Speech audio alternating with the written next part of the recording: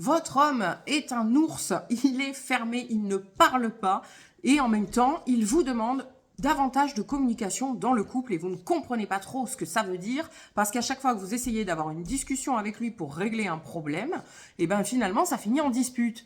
Alors qu'est-ce qu'il faut faire? Bienvenue dans la Minute Sexo, je suis Nat Matters, votre coach en sexualité et relations de couple.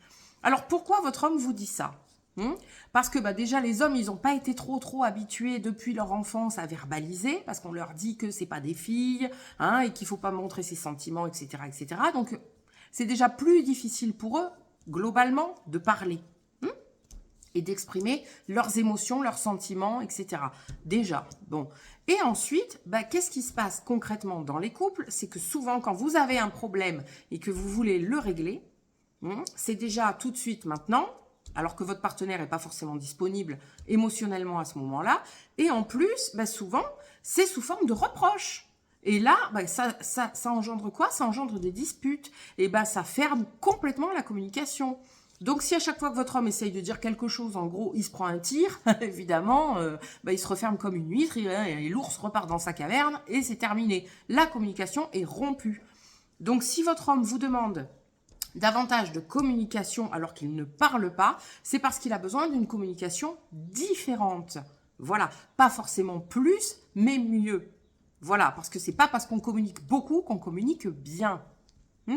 Donc apprenez à communiquer efficacement et à ouvrir le dialogue. Et pour ça, quoi faire? Utilisez la communication non violente. Aucun reproche, zéro reproche. Ça, c'est fini les reproches. Voilà, ça ferme la communication et c'est terminé, c'est bloqué. Donc, la communication non violente, c'est quoi? C'est quand il se passe ceci, et là, vous reprenez un fait. On ne l'accuse pas, on ne parle pas de lui, on parle d'un fait qu'il se passe dans le couple. Voilà ce que moi, je ressens, et là, vous parlez de vous. Voilà ce que j'aimerais, vous parlez toujours de vous. Voilà ce que je propose, vous essayez de proposer des solutions. Et enfin, vous parlez de lui. Et toi, qu'est-ce que tu en penses?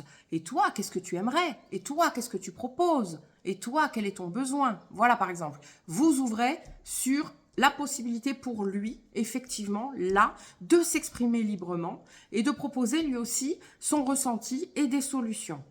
Et là, il n'y a aucune attaque, ni d'un côté, ni de l'autre. Ce qui fait que, effectivement, votre partenaire ne se sent pas en danger et ne se referme pas, mais va pouvoir communiquer beaucoup mieux.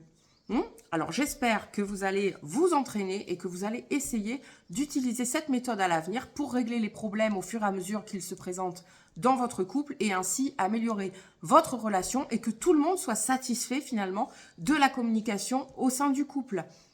Donc, on n'oublie pas zéro reproche et on utilise la communication non violente pour communiquer peut-être moins, mais communiquer mieux et que tout le monde soit heureux.